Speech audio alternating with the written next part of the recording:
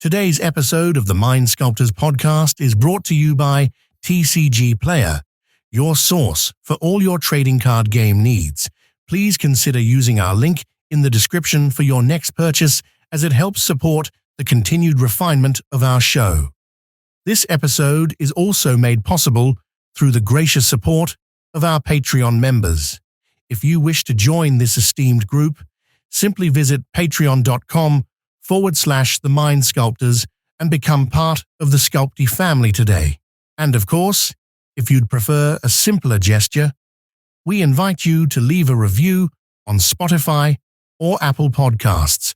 Or if you are on YouTube, you can subscribe, leave a like, and comment. In fact, we're only 30 subscribers away from hitting our 2024 goal of 10,000 subscribers. So, if you haven't yet joined the SCULPTY family on YouTube, now's the perfect time to hit that subscribe button as a most fitting offering to the ever-watchful algorithm Jesus.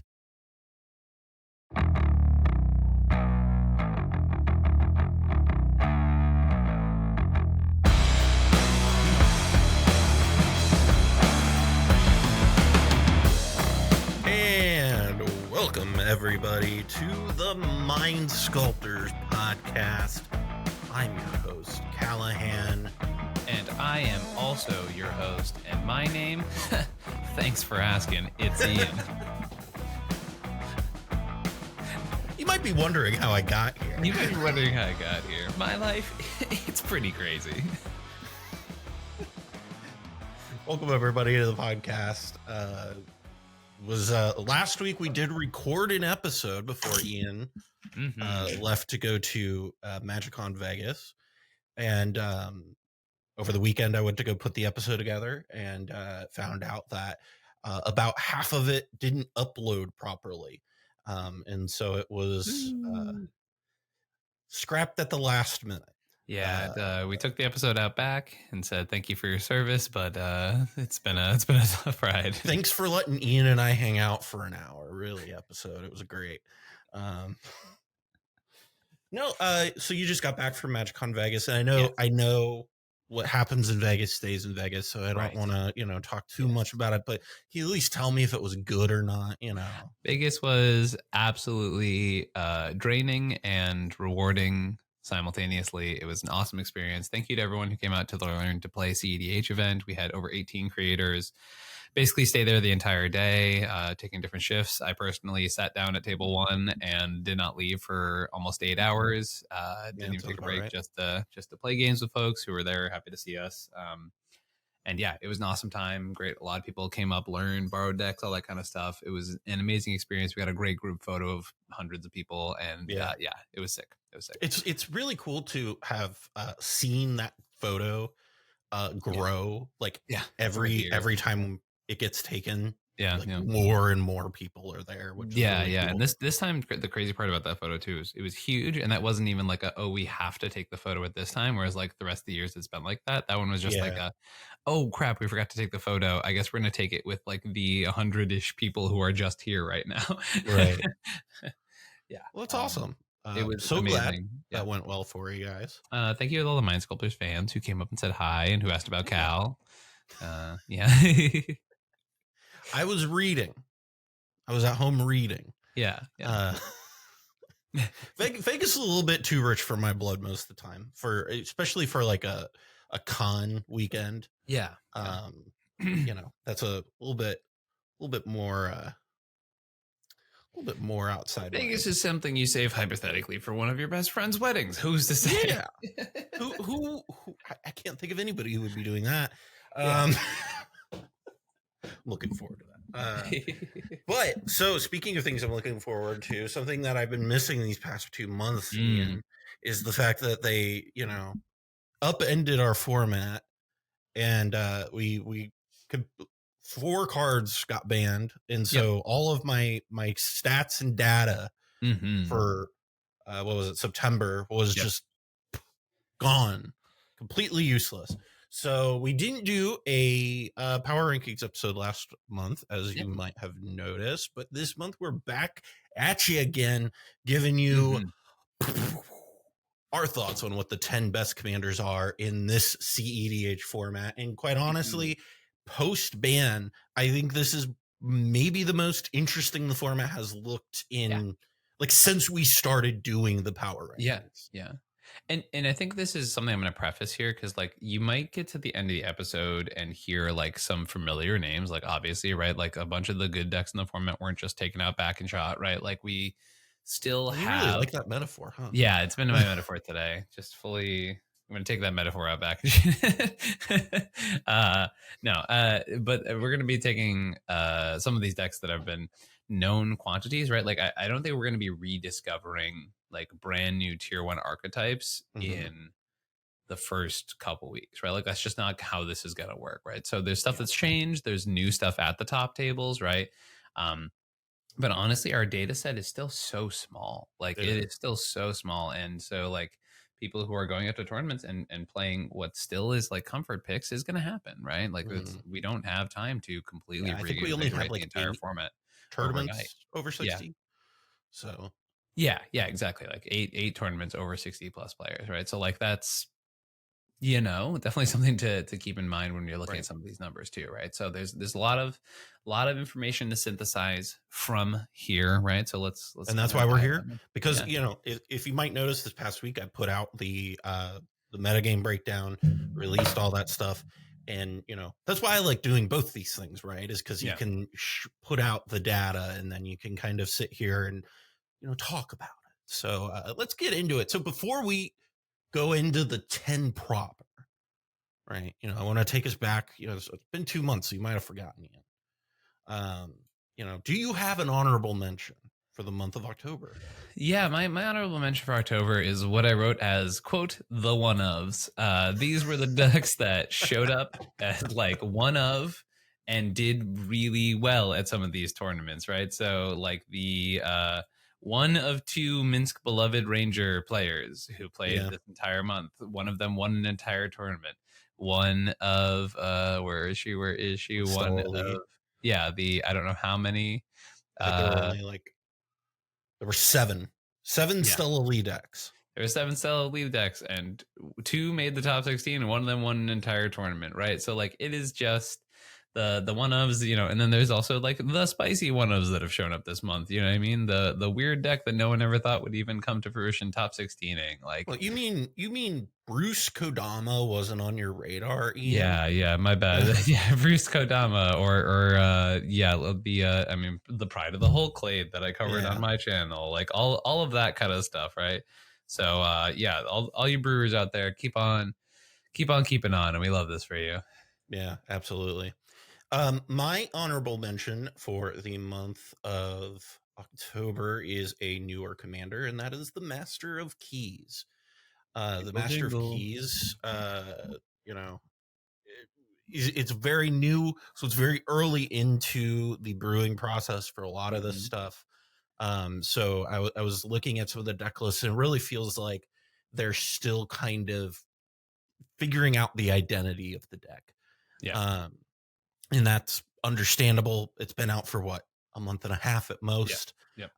And we also had a ban in the middle of that. So it's like, I get why that is happening. But amongst that, you know, you've got a 24 or 246 batting average and, you know, 2 top 16s, which, you know, out of 12 isn't a ton, but you're still doing above average on getting into your top 16s at that point.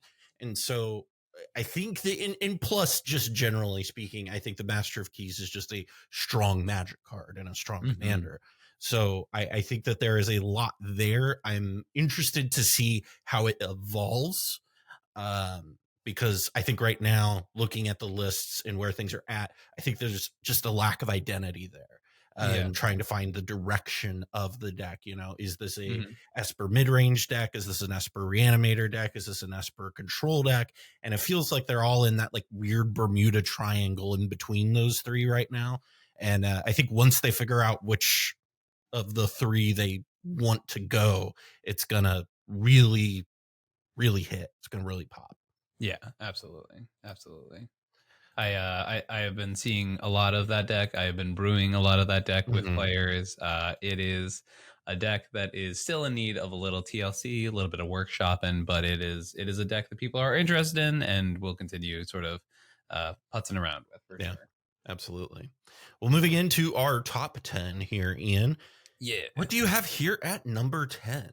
At number 10, I got the King Kenny himself. He's not doing too bad this month, and we still see pilots who are very comfortable with Kenrith, like Atlas, taking down the PNW tournament with this lovely 5-color king. I don't think he's dead. I think he just needed a little bit of a rebrand post-ban. Trying to figure out, because as a very dockside centric deck, right, which we will talk about for a couple other decks here today that were dockside centric, but still managed to not fuck the whole thing up. Right. So yeah, or like Rocco, which fell into our last category of honorable mentions. Still able to win an entire tournament post ban. So we love to see that decks are still doing well. Kenrith is still a 5-color good stuff deck, still has a crazy amount of toolbox options in the command zone, even without his favorite little gobby boy. So yeah, big shout out to Kenrith, still in the tournament scene. But until we get a direction sort of locked down with it, its consistency is probably not going to be where it was, Yeah, Kenrith really surprised me. It was one of the decks that I thought would kind of fade out to the periphery after the ban, and excuse me, it's actually been doing pretty okay. Yeah. My number 10 here, this is where I have Atraxa Grand Unifier. Atraxa is a deck that, overall, it has one top 4, which isn't incredible, but that is, pretty good as far as things go. But the thing that I think is the most interesting thing is the fact that its average win percentage was was exactly 31%. And I think that's the most encouraging thing about it. Yeah, is I think once you get that win percentage up over 30, a lot of the other stuff starts to work itself out. Absolutely. It had a bad month as far as like turning the corner in the top cuts is concerned, but like that doesn't mean that it wasn't doing well. I don't have it on my top 10 list, but I do feel like that's a really good call on your part, and I think it's just because I was seeing how much it was struggling in those top tables. Yeah, but that doesn't mean that it's out by any means, and I think those pilots. Yeah, and I mean, and that's the thing. I have it pretty low, and again, I've talked a lot about this on the channel. Just generally, I think Atraxa is well positioned. Yeah. Even in the previous meta, I think it's even more well positioned now. I think it's still kind of in this. The same thing as Kenrith, right? Figuring out its identity. What are we post dockside? What are we now without a Jewel Lotus? And I think that it's going to get there. And I can see, especially in the win percentage, that it is treading in a good direction. Yes. But it is, how do we turn the corner? How do we do those things? And those are things that decks with big commanders tend to run into, like just generally speaking anyway. Right. So I think there is reason to be optimistic if you are an Atraxa player. And right now I think it's in a decent spot. Yeah. Yeah. Well said.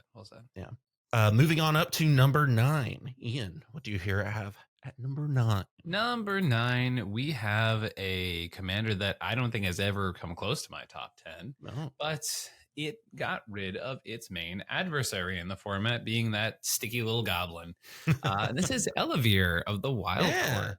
Yeah, Elevere's had a pretty decent month, able to put up some pretty consistent numbers, chonk it in with some big tokens, right? It's not fixed. It's not, really a deck that's going to still survive a Cyclonic Rift, right? But boy, does it take a lot to fully take that deck out, right? Elevere's got good card draw. Like a fucking truck. It hits like a truck for sure. It's so nuts. And like, yeah, you want to talk about a Bowmaster's meta? Well, the card you want to ping off to make it stop the engine churning is a 4 toughness creature. And then every time you go to combat, suddenly those creatures that you're trying to ping off are also getting buffed too. So yeah, there's definitely a world in which, Elevere isn't turning the corner as much as it needs to, but it's putting up numbers and it's doing pretty decently. So it's already been a deck that would just like sneak into a top 4 randomly at some 60 card tournament, right? And now it's the deck that like people are like, hey, we're going to be putting more work into this because guess what? The main why would you play this card exists answer got sort of yeeted out of the format. So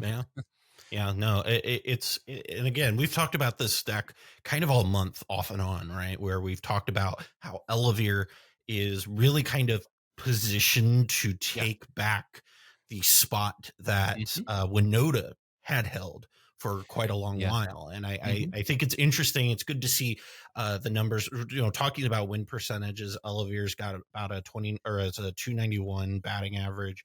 And did not do as well converting into those top 16s. But like we had just said with Atraxa, if you can get the win percentage up, a lot of that other stuff like fixes itself eventually. Yeah. The other things follow for sure. Yeah, I mean, that was the thing we saw with Rograk, right? With Rogsai earlier this year, right? Where it was struggling. It had a great win percentage, but it couldn't turn the corner, and then it figured it out. And I think all these other decks are going to be in those similar spots. You heard it here, everybody. Rogsai and Oliveir are basically the same. Yeah, they're basically the same deck, obviously. My number 9 here, this is where I have Godo Bandit Warlord. Yeah. You kind of talked me into this one. This is a first for me to have a mono red deck this like on my tier list above like 10, I think. And Godo, I just think, is one of those decks, kind of like Magda, where it just kind of went okay and shrugged and just kind of kept doing its thing. It had to change what it was doing, right? Like you obviously not having Mana Crypt and Jeweled Lotus and Dockside are huge losses to it. But the thing that we found out was, oh, this is actually just it's got like, you talk about in football where it's like the next guy up, right? And it very much feels like they had a deep bench, Godo did, because they lost 3 huge pieces of the deck and it just went, all right, that's fine, next guy up. So Godo had a hell of a month, great job. And I over 40% win percentage, like I don't what else do I need to say about that, right? Like it just that's incredible. We will see how that continues. I'm interested to see if that continues to play out as the meta adapts and as people kind of figure out what we are doing. But Godo here at number 9, I think I have Godo on my list as well, but you will not hear me talk about it for a bit of time. Ooh. Well, let's get closer to that. Number 8, Ian, what do you have here? Yeah, I got one of the predicted big winners from the ban, which is Magda the Brazen Outlaw. Now, I have Magda here at 8 because what I had predicted would come to pass has come to pass, unfortunately, a bit, which is that everyone said Magda would do well post-ban, which means everyone's cautious of Magda doing well post-ban, right? So I definitely have seen a lot of people have sort of like a more, I don't want to say visceral, but like definitely a stronger reaction to Magda being in their pods because they're like, oh yeah, that card got some upgrades post ban, huh? Pretty cool. Definitely should be responsible and respectful of you in my pod, Mr. Magda player. So that is something I'm seeing a decent amount right now, and I do think once the heat sort of comes, and this is like the classic Magda MO, right? Magda's MO, right? Yeah, Magda's going to still perform decently enough as it is, and then people are going to forget about it for a minute, and then it's going to absolutely steal a bunch of people's lunch money, and then it'll just sort of continue that over and over again. You know what I mean? Now I have Magda here right at 8 as well. I kind of agree with everything that you're saying. This is actually I've never had 2 mono red decks on my power rankings, and so now I have 2 on here, and one is at 9 and one is at 8. This is first for me. Magda and Godo, don't let me down, okay? But honestly, I think that they're both, like I said, it's very similar to to Godo, where it just kind of went, all right, next man up, and it just kept doing its thing. I think it is going to, like you said, it's going to have to figure out the how do we deal with the fact that when we are perceived, we do worse issue. I really like the way you said that. Yeah. But that being said, I do think Magda it is kind of proven over its lifespan that it is able to overcome that eventually. And I think just right now it's got a little bit of, my wife kind of refers to it as like the eye of Sauron. Like it's just hyper focused on it. and feel like the community is doing that right now. So Magda right here at number 8. Moving on up to number 7. Ian, what do you have? Number 7 here. I have sort of an asterisk selection. Okay. I think our deck that's going to represent this section is Rograk Thrasios. Okay. But also by extension, I'm going to be talking about Tevesh Thrasios. And this is basically Thrasios piles that are not including Tymna as the partner. Non-Tymna Thrasios. Non-Tymna Thrasios piles. Because boy, have I seen a lot of them post-ban. I was able to top 16 with Thrasios Bruce, Gold Sabretooth, top forward the Festival of Nights with Thrasios Tevesh. Rog Thras had multiple top cuts over the past month. I saw Thrasios Yoshimaru running around. There's a lot of Thrasios coming around post-ban. Turns out when the question of why not play Dockside is harder to answer, Thrasios comes a knocking. It's like, hey, have you heard about Seedborn Muse? Can I interest you in a Seedborn Muse? Is literally the energy that he is coming out with. So yeah, we got some cool stuff coming out of our favorite merfolk, and I personally welcome our new fishy overlord. Yeah, this is also where I have Rograk Thrasios. Rograk Thrasios is.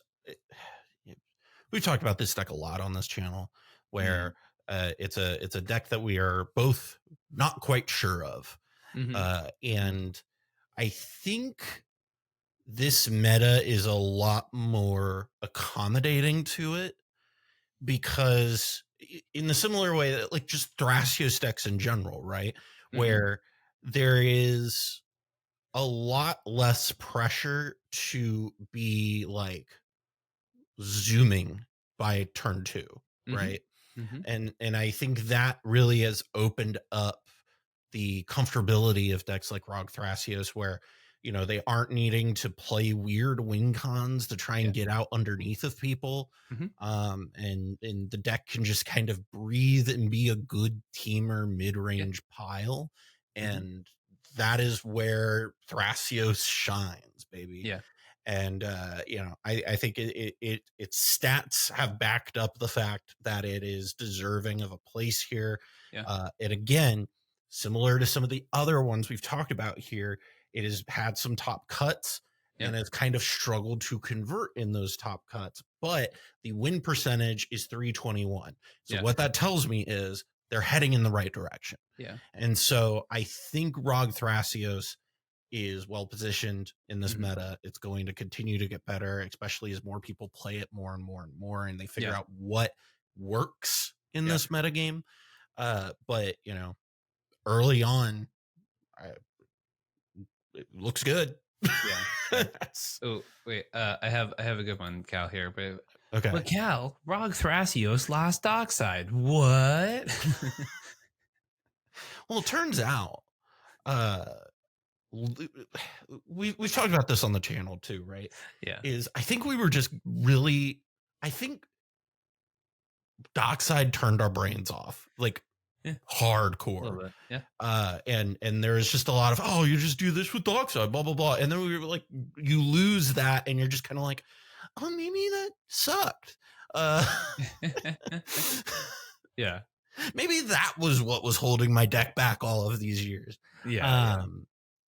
So, I'm not saying Dockside was a bad win con for what it's worth. I'm just saying that it might not have layered the way people wanted it to. And I think that's a really good way of putting it, is like maybe we underestimated how much we overestimated those cards. I think so too.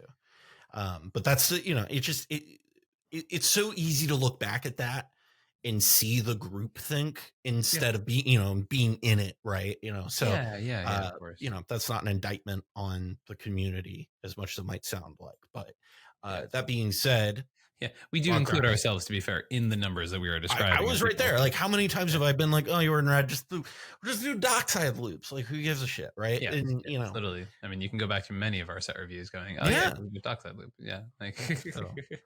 but so Rog Thras here at number 7. Ian, moving on up to number 6. What do you got here Number at 6. Now my number 5 and 6 ordering might baffle a few people, but I'm gonna say Kinnan here at number 6. Okay. Okay. Kinnan still, we're seeing from the numbers, is like putting up great numbers and also bad numbers. And you might be like, "Bleh."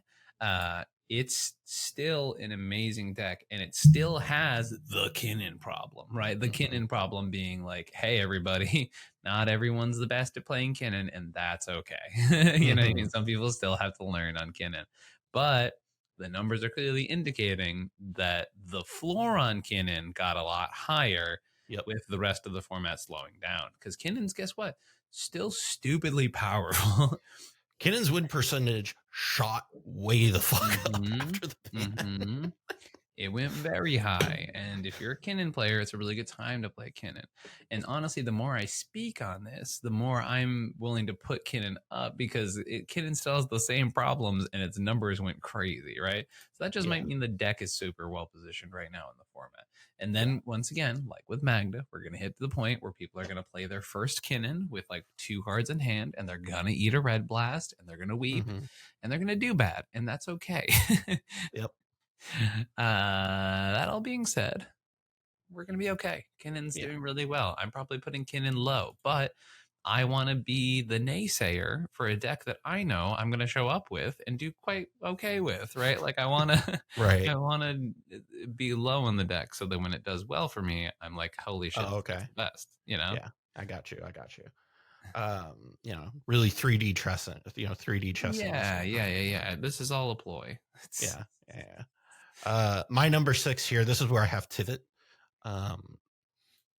Tivit is a deck that, to the shock and awe of everybody, I am a fan of. And Tivit, doing Tivit stuff, was a deck that really did not get bothered by the ban whatsoever, because the deck already was a slow plotting control deck. And everybody I've talked to, I've had a few people reach out to me about like how to improve on playing Tivit and like what are these things, and like the constant thing that I've been saying and reminding people is, you have to remember how Tivit plays, right? Where Tivit is not a jam Tivit and bang and hang and have a good time. Like, it's not how the deck plays, and that's not how it's going to, or that's not how the deck plays optimally, right? Tivit is very much the last thing you do. It's your big blue-white finisher to win the game, and that is the thing that I kind of been reminding people. And one of the things that I think is really good for the deck now is a lot of the mid-range stuff that the deck kind of wanted to be doing beforehand now is a lot better. And so I think that type of stuff is going to do really well. I think draw hate now more than ever is at a premium. So stuff like Bowmasters, I know people don't believe in Shieldred the way I do, but Shieldred, I can attest, puts in a lot of work in the deck. Stuff like that.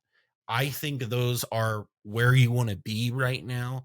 And I think there's just so much room to tool the deck the way that you enjoy playing. But I think it's insanely like mid-level positioned, right? I think it's like a B plus deck. That's in a decent spot, doesn't really care about losing Mana Crypt in Jewel Lotus that much. So I have Tivit here at number 6. Moving up to number 5, Ian. What do you have here at number 5? This is where I have Godo. Oh. And look, you can say what you want about how things go in a month and outliers and all that malarkey, right? But like, boy, howdy, when a deck shows up and puts a 40% win rate for a month, including 2 wins, which is, by the way, the most wins of any deck in the month. No other decks have more than 1 win except for Godo this month, right? So you know what? All hail the Warlord. Let's go. You remember when Dockside got banned and we were like, man. Oh, I was like, Godo's cooked, bro. Like, are you kidding me? I thought Godo was fucking cooked, and now it's you're at number 5. Like, had one of the best months it's ever had. historically ever. And you know what? I love it because it's exactly, you know, this is the fucking 60 card thing. When everyone else is like, I don't know what to play right now. I guess I'll put Thrasios and Tymna in a pile together. Is this anything? And then someone's like, cool, turn 2 Treason Ogre. Do I win? They're like, oh fuck, wait, no, but go back, wait. Like that's how you do it, right? Like that's the time to do shit like that, right? Yeah. So just a reminder, folks, now that the meta is slowed down because of stuff like that, maybe, crazy idea, consider playing hard counters. That's all I'm just gonna say. Just think about it. I mean, like maybe move away from miscast. Like maybe. Look, I've been playing delay in Kinnan for fucking ever, right? Like you don't have to convince me. Just play delay, play mana drain, move on with your life. You will thank me later for how much it will bail you out of the early turn shit. Sure. I believe it. Goto there at number 5 for you. Number 5 for me. This is where I have Kinnan.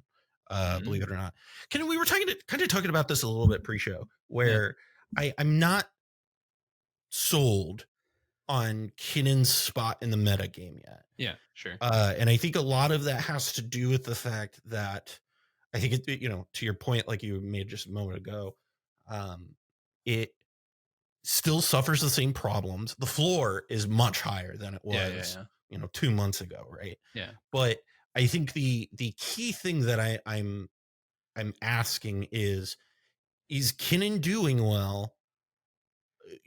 Is Kinnan actually well positioned in this metagame? I think it's better positioned, but is it well positioned in this metagame, or are people just falling back into something that's comfortable and safe that they, know is going to at least do well, right? Yeah. And so I'm curious to see how it shakes out.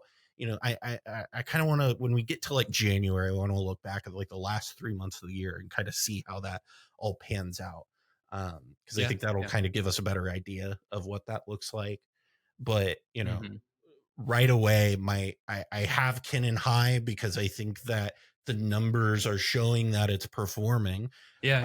But in early drafts of this, I was like, oh man, Kinnan's right here at number 2 or 3, right? And then I kind of like thought about it more and was like, actually, I'm not sold on this deck. Because at the end of the day, you got to ask, like, did these numbers actually mean anything? Right? Exactly. Like, it's so early on, Exactly. Like, is this just an overreaction from the meta? And it might not be, right? But I can't tell you until next month or the month after. So I'm going to hedge my bets a little bit, keep it here at number 5. It's still really good.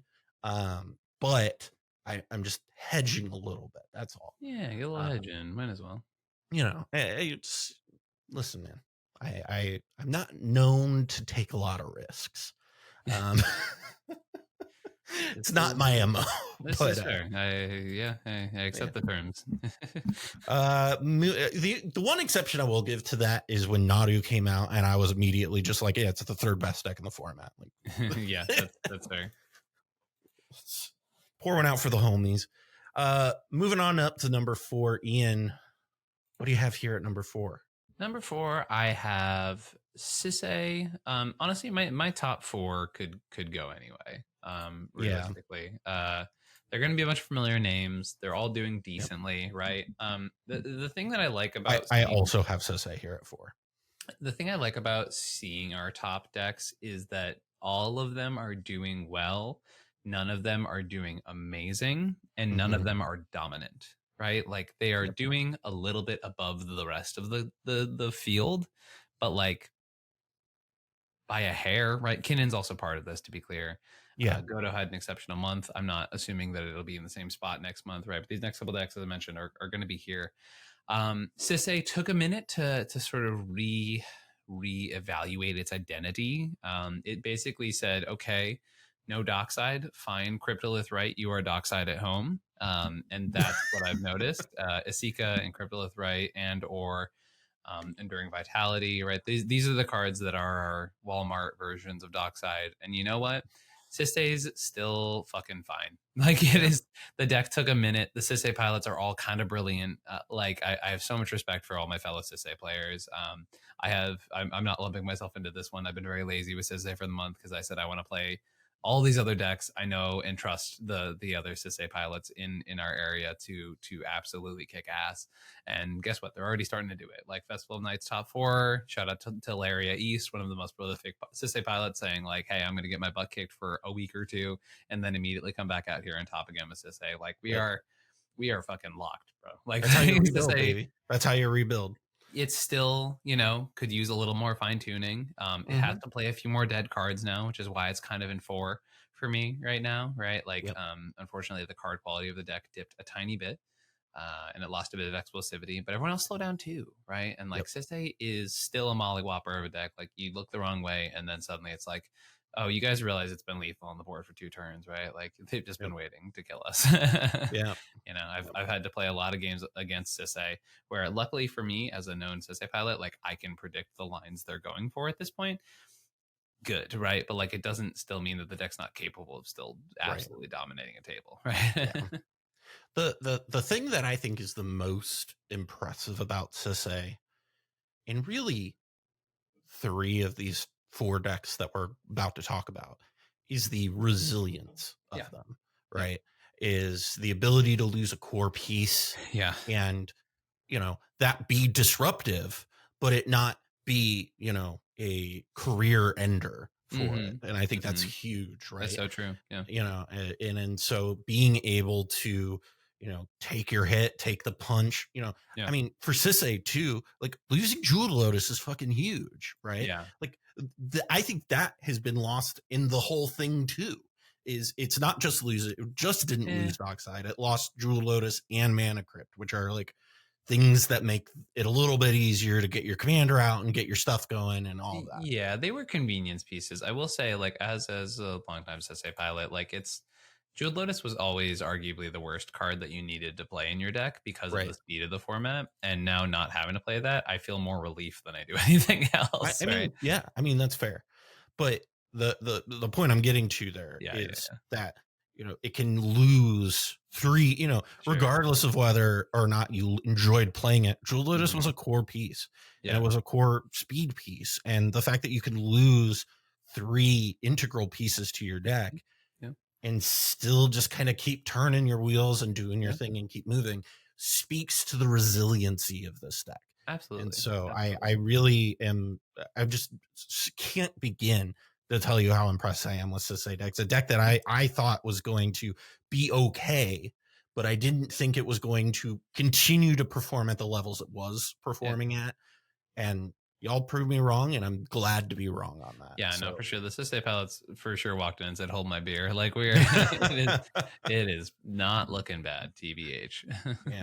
No, I think it's great. It is exciting to see that deck do really well. And I agree. Moving on up to number 3, Ian. What do you have here at number 3? At the number 3 spot, I have our lovely little kobold Rograk of the Rograk Silas compatriot. Me too. I think Rog is still a very good deck. I would not be surprised.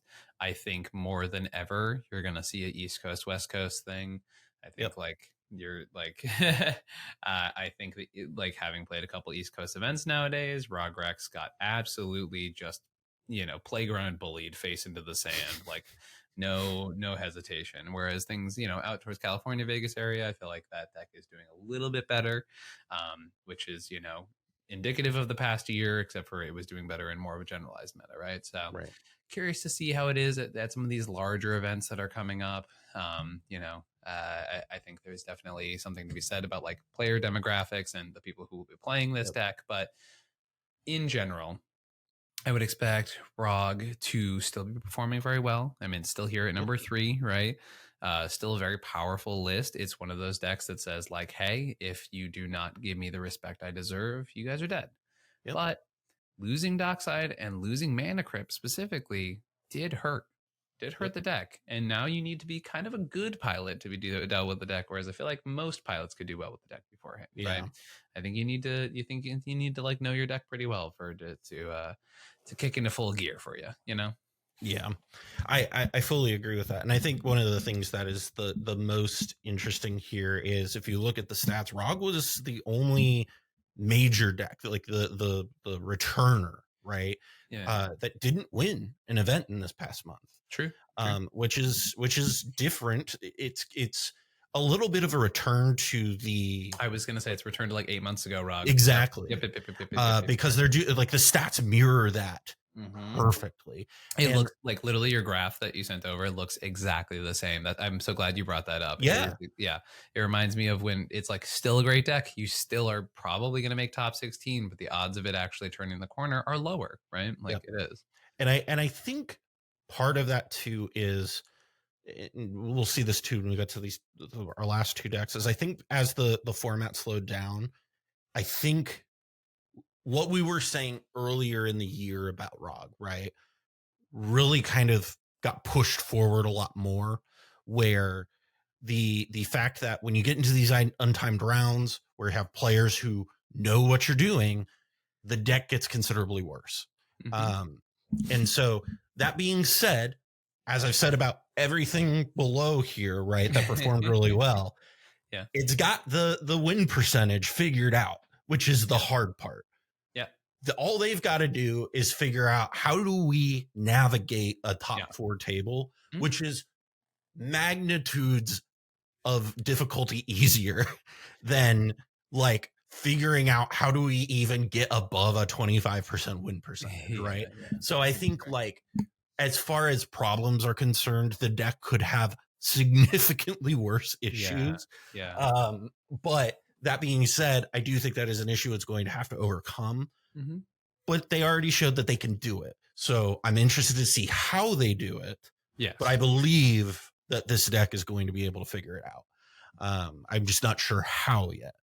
And that's part of why I have it at 3, right? Like, I think maybe a few months ago, if it had done something similar to this, I would have, had no problem throwing it down. But I think it is earned its spot this high up, right? Because it showed like, hey, look, this thing is consistent. It's resilient to these bans. It's resilient to metagame change. And while it will have to figure it out, and maybe because of the fact that it's a harder deck to play, that it takes longer to figure out those issues than maybe, a Kinnan or a, Timna Crom deck, right? Sure. It's still going to figure him out. And I fully believe it's going to figure it out. So ROG Silas here at number 3. Moving on up to our number 2 spot, Ian. We were talking about this a little bit pre-show. Like, I'm curious to see what you have here. What do you have here at number 2? Yeah, I think you and I ended up linking up here on our 1 and 2 spots, which are our classic, CEDH overlords for the past 5 years has been a battle between which Timna do you want to hook up with. The 3 best commanders is really what it is. Yes. Our classic triad of cEDH, which is do you Timna Thras or do you Timna Crom?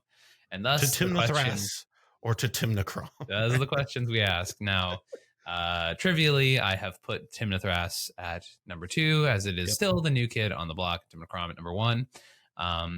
Is Timna Crom an oppressive dominant number 1 like it has been? I heartily disagree with that notion. And you and I were talking about this. Well, I mean, Timna Thrasios, claps up for Timna Thras. Let's talk about Timna Thrasios. Yeah, let's talk about TK because afterwards. I'm so into how like this is one of the most like stunning turnarounds a deck could have ever possibly made. It went from, even when it did get up like 10 entries and stuff like that, being okay, but now it's like right up there with the big dogs, right? It's over 30% win percentage. It took down a tournament, had multiple top 4s, multiple top 16s, was one of the most played, the 3rd most played deck of the month.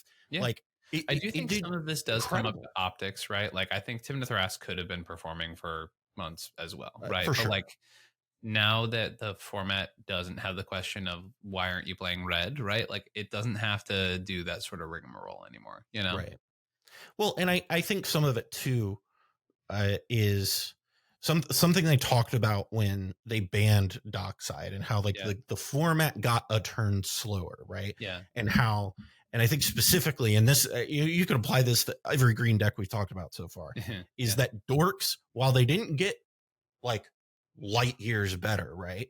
Yeah. They got enough time to get their feet underneath of them. Yeah. These dork decks did. Yes. And I think that is because Orcish Bowmasters can't, get rid of all of them at once unless they fucking wheel, right? Yeah. So like the ability to get out your dorks and have them for a turn or two to these green decks is the difference between life and death, honestly. And so that breathing room that removing just Mana Crypt, quite frankly, has been astounding to how well even Kinnan has been able to perform, because you're able to just get a shot to get your game plan moving. Yeah. And I think that's so huge. And I think that also is part of why like Timna Crom wasn't just the dominant number one. Yeah.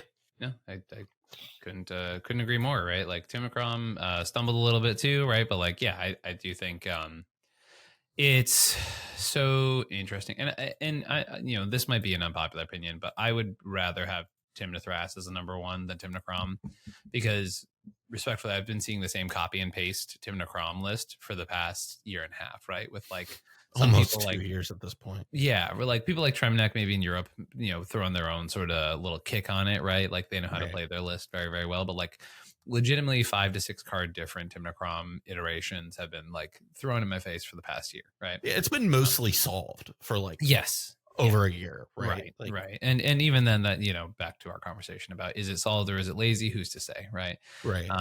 But all that being said, we look now at Timna Thrasios, which can be Razakats. It can be mid-range, but even in the mid-range deck, I mean, if you look at like compare Max P's list and Jorman's list from the Festival of Nights, which were both like 30 cards different.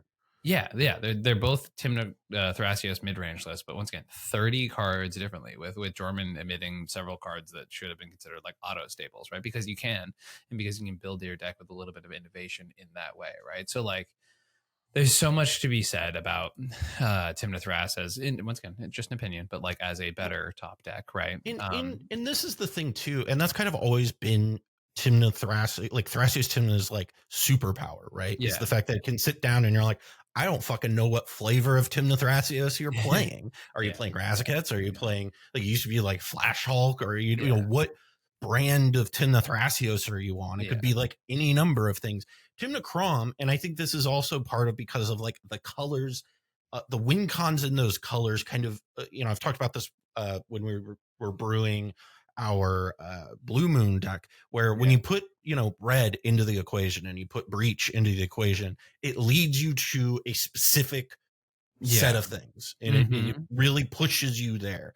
And so that's kind of why you see like a Timna Crom looking a lot more homogenized, because there's less room for it. Honestly. Totally agreed. Definitely no argument here. And I like Timna Thras. I like a grindy game. I like a interactive game of Magic. And you know what? We're boomers. That's what we get. That's what we're getting. It's okay. And we can have our Seaborn Muse fights. That's the good shit for me. That's our bread and butter. Yeah, that's the biggest winner, honestly. Like legit. Like Seaborn, I think that Seaborn Muse is the biggest winner from this ban. I like. It's never been a better time to be a Muse player. I love that shit, man. Yeah, no, it's been really good. I do want to also note with like Timna Crom, and this was something I was talking about a little bit beforehand, when we were pre-show and we were kind of getting ready, is something that I think is really notable about Timna Crom is it can take the hit, and this is, I talked about this with Rog Science as well, is it can take the hit of losing Jewel Lotus and Mana Crypt and Dockside, and continue to put up proportionally similar numbers to what it was doing beforehand. It was represented considerably, like halved, like the play rate was halved, which is a I think you huge and I drop sort off. of disagree on what that means, right? And I'd love to hear your part of it first before I Well, made a counter you know, argument when there. you Yeah. part of the thing before, right, is Yeah. it was just like there was a small question Mm-hmm. before these bans when it was, Yeah. 40 more entries for the month more Sure. than, Sure. the second place deck, right? Right. One of the big driving questions I had during that was, I know that it's a 4-color pile and it's good and it's just like everybody called it easy mode, right? Mm-hmm. How much of the success it's having is we've just thrown a zillion people at it, right? And it's Yeah. just Yeah. it is inherently strong enough Yeah. that its floor is high enough that an average player can take it and do well with it. Sure. Um, now that we have removed a lot of entries to it and brought it back down to the same level as everybody else, Mm-hmm. it looks, not the same, right? Like it's obviously not, it only won one event, which, Mm-hmm. if you half its entries, you would kind of expect it to look about what it looks like now. If it Yeah. was to be consistent and those numbers were staying true. Ish. And Yeah. so Yeah. I think what these numbers point to is that, and this is why I have it at 1, right? Mm-hmm. Is Mm-hmm. I think that the numbers point to the resilience of Yeah. the Yeah. strategy, right? Is that you can take those big major key pieces to the deck away and the Yeah. deck is just like, okay, fine, and then it just kind of keeps on doing its thing. Mm-hmm. Now, because and I think this is why we've seen it drop off, is because the stocks on red dropped. Yeah. People and the format slowed down. People are like, oh cool, I don't have to play this to be competitive. Yeah. And so people have felt more free to go play their Stellies and their Elevirs and their people were already playing Tameshi, but Tameshi, popped up a little bit here in this last month too. Yeah. So people have felt more free and open to play those things. Yeah. And so when you do that, you kill the numbers a little bit, you take out the tournament entries, but the success remains. And I think that is the key thing that I think is why I have it 1 over Tim the Thrass. Where Tim the Thrass, I look at it and I go, okay, what happens next month? How does it retract? Right. And that's what I'm interested to see, is because I when you see these decks pop up like this, there will be some retraction. And I want to see what that retraction looks like before I go all in on Tim the Thrasios. Yeah. Yeah. And which I think is like a super valid approach of analysis, right? My greatest criticism of Timna Crom is that so here's the reason that it's number 1 for me right now. We had 41 entries, 19 of them top 16, right? That is about half of the players, just under half. Yeah, which is crazy. That is the thing why I'm going, okay, this deck is fine. You know what I mean? Like this deck is fine and probably very good still, right? Yeah. The thing that I am interested in is how many of these people were to me this reads like, okay, all the best Tim Necrom players said, fuck it, I'm still playing this deck.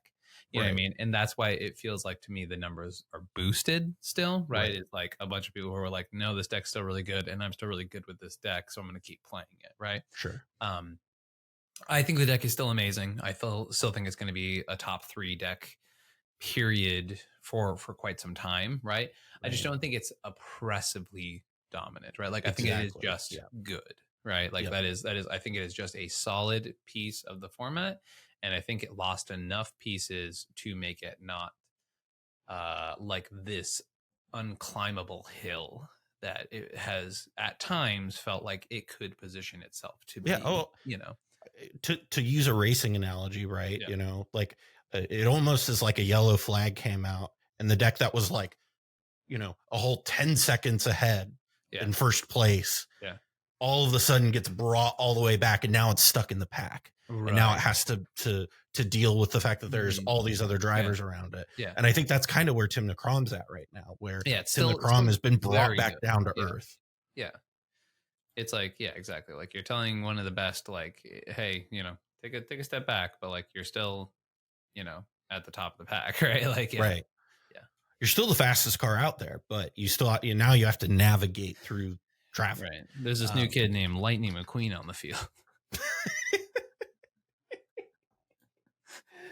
Oh my goodness. So yeah, that is our, and some people might be disappointed where it's like, oh, people in the comments would always be like, oh, the top decks always look the same.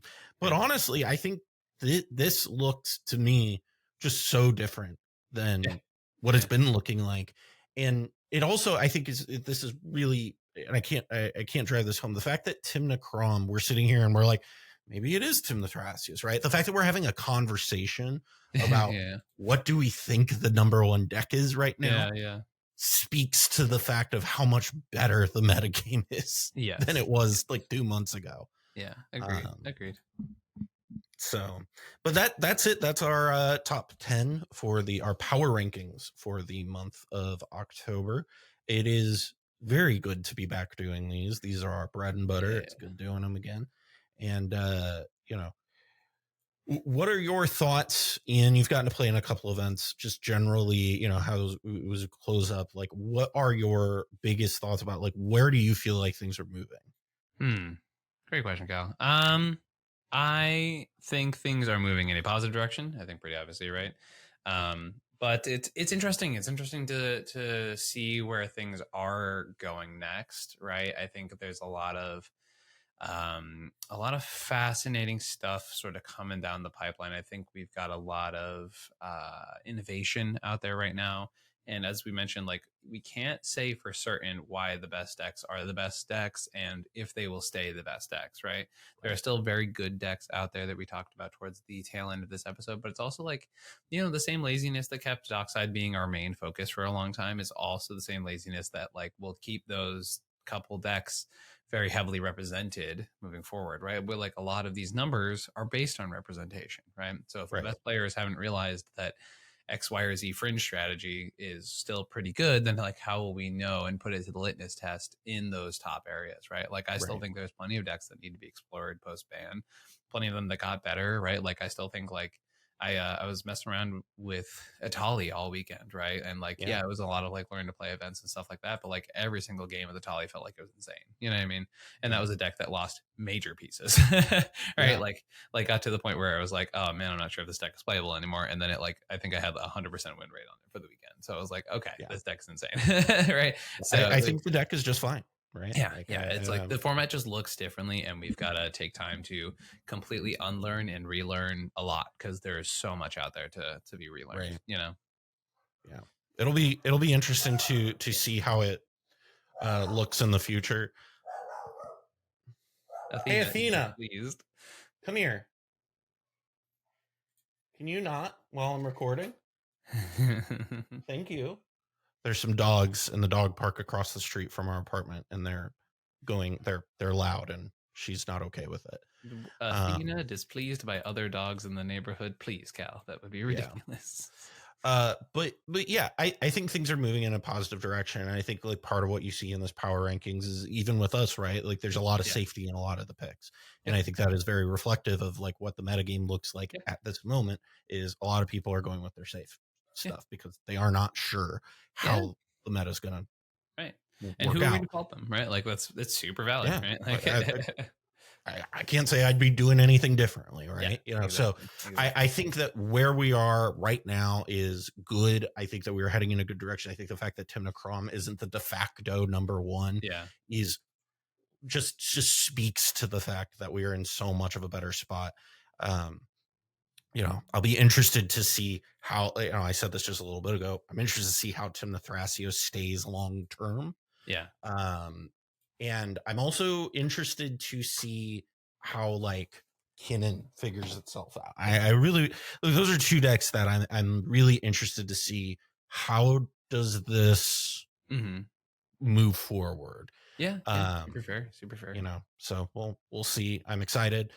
With that being said, Ian, if there are some people out there who would like to work with the GOAT on how to, brew or work on their decks that they're working on and play in these new events that are coming up, how could they inquire about doing so? Hey, are you like a ship in the nighttime steering through this very complicated cEDH wasteland? Well, have I got a solution for you? His name is me. Hi. I'm in a goofy mood right now, if you can't tell. But yeah, everybody, super happy to be working with folks right now. You can find me over at comedianmtg@gmail.com. There's a lot of crazy, cool stuff coming down the pipeline for this tournament scene. We got some big events coming up. Come get your coaching ahead of time. Happy to work with people who are getting ready for their tournaments, all that kind of stuff. Yep. Got some big events coming up. Now that Vegas is done, I actually have time to work with folks. So please feel free to hit me up. All the usual places, comedianmtg@gmail.com, at comedian_MTG over on, I believe, Twitter and Discord, and at comedianMTG on Instagram. Find me at any of those places, send me a message, all that kind of stuff, and we'll make something happen. comedianmtg@gmail.com is the easiest place, though, so feel free to hit me up there.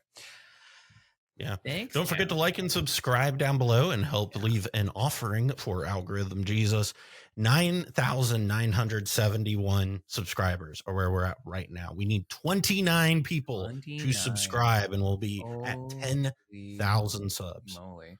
So hit that subscribe button. Yeah, if you're a Patreon at the Mind Sculptors, maybe throw some ideas in our Discord, our patron-only Discord, about what we can do to celebrate our 10,000 subscriber landmark. So it is not just some arbitrary number that we get nothing for, but instead a celebration of you, our patrons, our audience, and all the above. And also, if you're not a patron and that is not something in the cards, leave a comment down below. That also helps a ton, and we still love and appreciate you with no matter what way you can support the channel. Absolutely. Yeah. Leave your authoring for Algorithm Jesus. He accepts them all. Unless that offering is specifically a Lime scooter, then you can leave that. Yeah, if it's not a Lime scooter, you can leave that at Ian's house. What? One thing that also is really interesting before we go, this past week on Halloween on October 31st, was our 4-year anniversary. Hubba hubba. So I've been doing this for 4 years. You've been doing this now for over a year with me. It's got to be longer than that, right? Well, you've been the official co-host for over a year. Oh, sure. But you've been part of it since like 2021, I think, or something like that. So I mean, like, we have a full playlist that is every episode of just you and I too. That's awesome. So it's the Cal and Ian Chronicles or something like that on our YouTube page. But yeah, I mean, 4 years of doing this, and just to kind of, before we go, I cannot thank people enough for being like a part of this. It is truly like the coolest thing that I could do. Anytime I like get down or depressed about things, like I get it's almost like clockwork. Where I'll be like, man, I can't stand, this, or man, I feel like I suck at this. And then I get a comment that makes me feel better. And it's just, you guys rule. And I'm glad that y'all are there. And being able to do this for 4 years has been like one of the biggest honors of my life. And being able to do this full time is just truly, truly, truly a dream come true. And, I can't thank everybody enough for supporting us. All the day ones out there that have been, with the channel, early on. Y'all know who you are, and y'all fucking rule. But thank you all for joining us. This has been the Mind Sculptors. Stay sculpty, everybody. We'll see you next week. Bye.